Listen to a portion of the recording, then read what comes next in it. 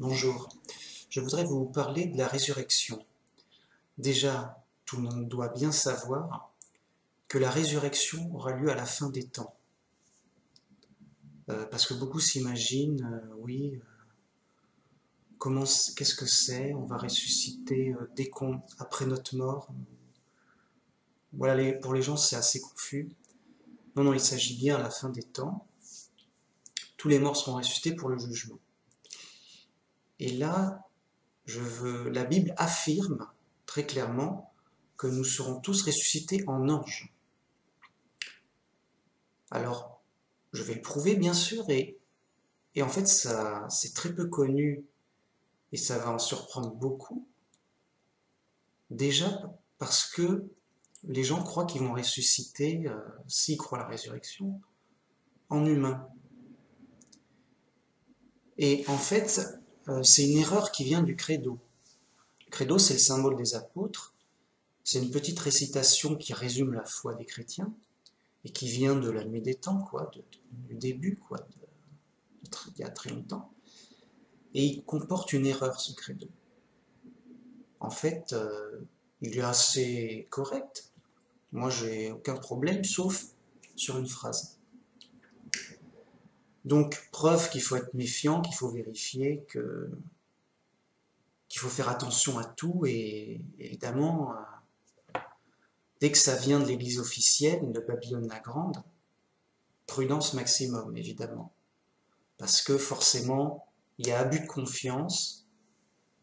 Les gens disent, bon, ben, puisqu'on nous le dit, c'est que c'est vrai parce que ce sont eux les professionnels, ils connaissent la Bible, ils l'ont étudiée depuis toujours, toute leur vie, etc., etc. Et donc, ils doivent s'imaginer que c'est compliqué, donc ils laissent ça aux professionnels, et donc forcément, abus de confiance. Que dit ce credo? Et je vous invite à vérifier s'il y a le moindre doute. Donc c'est le credo, je crois en Dieu, etc., etc. Et vers la fin, il dit, à la résurrection de la chair. Donc le credo nous dit qu'on doit croire à la résurrection de la chair. C'est-à-dire les morts vont être ressuscités en humain, de manière charnelle. Mais voilà, bah, c'est faux. Je veux dire, c'est pas du tout le message de la Bible. À aucun moment on dit ça, et on dit le contraire très clairement. Donc je vais donner mes citations. Matthieu 22.28, à la résurrection. Donc là, il y a des pharisiens qui questionnent Jésus pour le piéger sur la résurrection, parce qu'eux, ils n'y croient pas. Et donc, ils lui posent la question, à la résurrection, duquel des sept sera-t-elle donc la femme? Car tous l'ont eu. Donc là, il leur dit, euh, une femme a eu 7 maris au cours de sa vie. Mais quand ils vont ressusciter en humain, bah, bah alors, cette femme, elle va avoir 7 maris, c'est pas possible. Donc elle va être le mari duquel de ces 7 hommes? Hein? Dis-le, c'était... Ils veulent piéger justement Jésus en disant, ah ouais, tu crois qu'on va ressusciter? Bah écoute, résous ce problème. Et voilà ce que répond Jésus. Jésus leur répondit, vous êtes dans l'erreur, parce que vous ne comprenez ni les Écritures, ni la puissance de Dieu. Car à la résurrection, les hommes ne prendront point de femmes, ni les femmes de Marie, mais ils seront comme les anges de Dieu dans le ciel. Donc là, Jésus dit, ce problème n'aura pas lieu, parce qu'en fait, on ne sera pas ressuscité humain, on sera ressuscité comme les anges. Donc on n'aura pas à se marier entre hommes et femmes, puisque c'est des affaires d'humains pour se reproduire.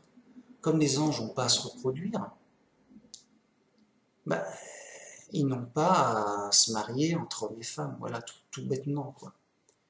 Donc Jésus est très clair, net, tac, le piège en 2 secondes, il répond, et et il nous informe très clairement sur le sujet. Et en effet, c'est logique. On va tous donc être ressuscités en anges sur la terre qui sera transformée en paradis. Et donc, si on continuait à être, si on était des humains, et que donc avec tous les attributs humains, hommes et femmes, et qu'on se marie et que on se multiplie encore, pendant l'éternité, ça augmenterait de manière exponentielle sans arrêt, ça n'aurait pas de sens. Et puis, ça poserait même plein d'autres problèmes. Non, là, c'est très clair et ça coupe court au problème de la femme qui a eu 7 maris durant sa vie. La question n'a pas lieu, on sera tous restés comme des anges. Déjà, preuve lourde, ça devrait suffire. Mais là où ils sont encore plus inexcusables, c'est que Paul y traite exactement de la question clairement. Et je ne peux pas résister de citer Paul en 1 Corinthiens 15.35. Toutefois, quelqu'un dira, comment les morts doivent-ils être relevés? Oui, avec quelle sorte de corps viennent-ils? Donc là, Paul aborde la question générale de comment les morts doivent être ressuscités, c'est-à-dire avec quel corps vont-ils être ressuscités? Donc, alors, qu'est-ce qu'il nous dit Paul? Donc, je lis la suite 44. Il est semé corps physique, il est relevé corps spirituel. S'il y a un corps physique, il y a aussi un corps spirituel. C'est pourquoi il est écrit: le premier homme, Adam, devint une âme vivante. Le dernier Adam est devenu un esprit vivifiant. Mais ce qui est spirituel n'est pas le premier. C'est ce qui est animal. Ce qui est spirituel vient ensuite. Le premier homme, tiré de la terre, est terrestre. Le second homme est du ciel. Tel est le terrestre, tels sont aussi les terrestres. Et tel est le céleste, tels sont aussi les célestes. Et de même que nous avons porté l'image du terrestre, nous porterons aussi l'image du céleste. Ce que je dis, frères, c'est que la chair et le sang ne peuvent hériter du royaume de Dieu, et que la corruption n'hérite pas l'incorruptibilité. Donc là, la conclusion est claire et sans appel. La chair et le sang ne peuvent hériter du royaume de Dieu. Voilà. Il nous dit très clairement que ce qui vient en premier, c'est ce qui est animal, le corps terrestre. Donc, on est premièrement semé corps physique, terrestre, et on est relevé corps spirituel, céleste. Et donc, on portera l'image du céleste en étant des anges. Donc, évidemment, vous allez me dire, mais enfin, c'est clair, c'est prouvé, c'est sans appel, mais qui peut le nier? Qui peut le nier encore une fois? Hélas, beaucoup. Déjà par le credo, comme je vous l'ai dit, mais d'autres encore, des groupes, par exemple les témoins de Jéhovah, qui ont beaucoup de mérite, mais là-dessus, rien n'y fait. Ils ont des excuses, des justifications pour faire des pirouettes, oui, mais en fait, ça ne concerne qu'un petit groupe de chrétiens élus, et ça ne concerne pas du tout le reste des chrétiens, la grosse majorité, etc. Donc il y a toujours moyen de faire des pirouettes, alors que c'est pas dit dans la Bible, mais qu'importe, avec de l'imagination, il y a toujours moyen d'accommoder, de transformer, d'annuler l'écriture. Et c'est courant, on voit que ça, c'est affolant. Mais c'est quotidien, c'est normal, c'est banal. Il faut de toute urgence revenir à la Bible simple.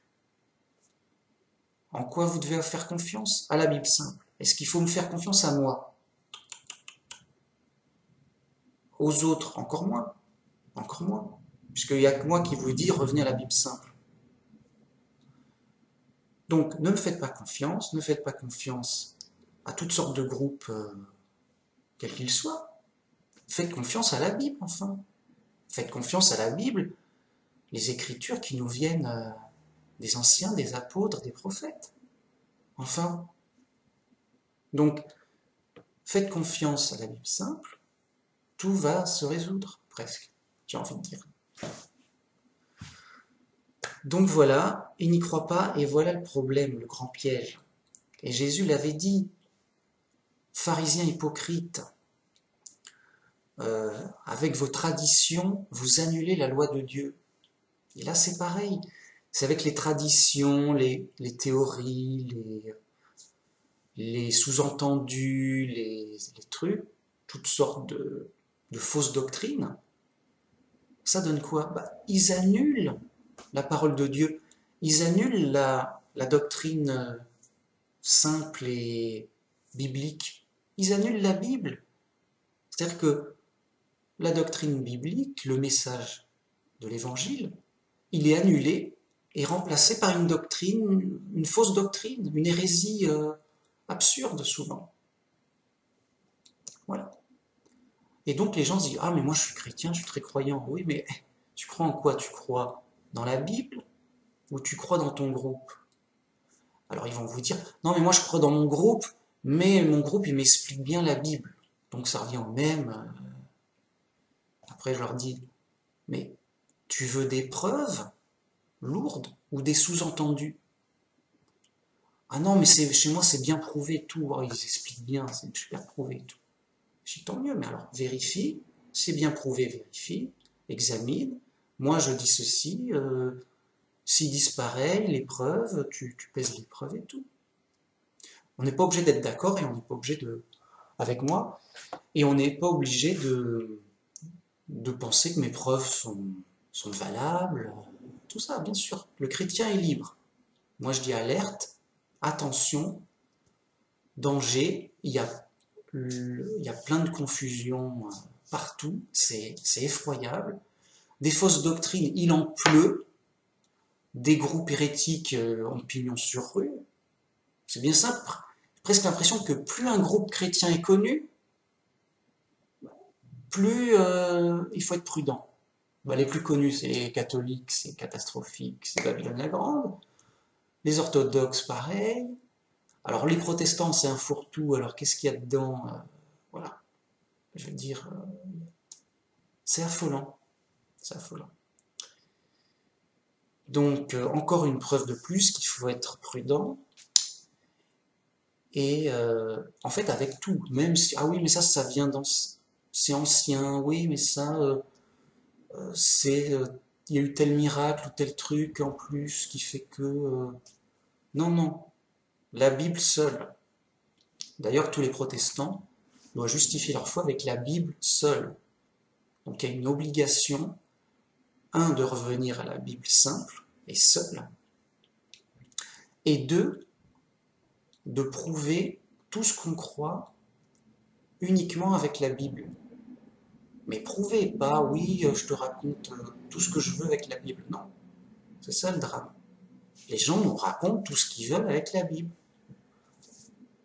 Alors le New Age, et encore je mets le New Age farfelu, ça vole dans tous les sens. Ok, c'est normal, c'est leur boulot. Ils planent. Ok. Mais même les chrétiens qui ont l'air sérieux, ah lui il a étudié toute sa vie, ah lui il est sérieux, ah lui, oh là là, la belle église et tout, ah lui il connaît la Bible par cœur, tout, il a étudié, on voit dans son visage le sérieux, ah l'homme saint, ah et lui il a fait un miracle en plus, et lui il est connu, et des saints en veux-tu en voilà. Très bien, moi j'ai pas de problème qu'il est honnête, qu'il est sympa, qu'il connaisse bien, qu'il a beaucoup étudié et tout. Mais je dis bon ok, alors qu'est-ce qu'il dit? Il dit ça? Ok, alors il le prouve comme ça? Ok, ses arguments c'est ça? Ok, la Bible elle me dit ça et ça. Alors je peux être d'accord, ok, ça colle. Ou des fois je suis pas d'accord, ça colle pas. Mais il y a tellement de fausses doctrines partout que je vous assure que il y a vraiment de l'abus de confiance. Et je dirais même que voilà, je veux pas moi-même faire de l'abus de confiance. pour moi-même, ne me croyez pas moi. Vérifiez les preuves que je donne, donc avec les citations. Vérifiez le contexte, oui, est-ce que c'est bien vrai, est-ce qu'il ne me trompe pas, que disent les autres, voilà. Tout ce que je veux, c'est vous inviter à revenir à la Bible simple, à vérifier simplement avec des preuves lourdes, du moins au plus possible, que ce soit le plus possible clair, par les Écritures même, parce que ça engage votre vie. Quand on engage sa vie, on a envie d'être sûr et de vérifier par soi-même. On n'a pas envie de se dire, bon, j'espère qu'ils ont raison, que ça va marcher, qu'est-ce qui va se passer? Non, on engage sa vie, on risque sa vie, on veut être sûr. Donc, ne me croyez pas, croyez la Bible, s'il vous plaît. Croyez les preuves, s'il vous plaît. Croyez les citations qui viennent de la Bible. Et après, chacun est libre. Parce que chacun sera jugé lui-même pour sa foi et ses actes. Donc faites attention à votre foi, faites attention à vos actes, car vous serez bel et bien jugé sur vos actions et sur votre foi. Et bien sûr, le plus important, c'est la foi, car c'est grâce à la foi qu'on est sauvé, qu'on aura la vie éternelle, nous chrétiens. Mais donc, voilà, il y a de l'abus de confiance, je le prouve, et je le prouverai encore, en tout cas en donnant la vraie doctrine et le vrai message de la Bible, bien sûr avec des preuves lourdes, et donc les explications, la démonstration qui va avec. Je dénoncerai aussi les fausses doctrines, tant qu'à faire, puisque si c'est pas ça, et que c'est autre chose, c'est faux, quoi.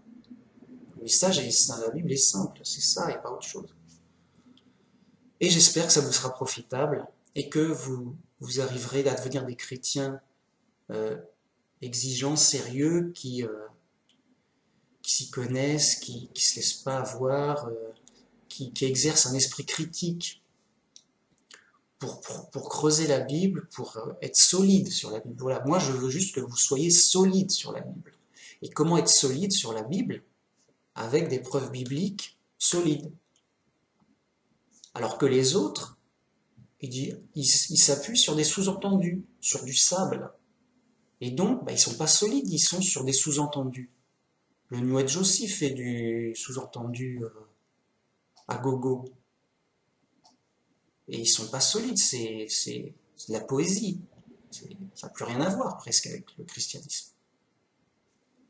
Donc voilà, prudence, et donc merci et à la prochaine fois. Au revoir.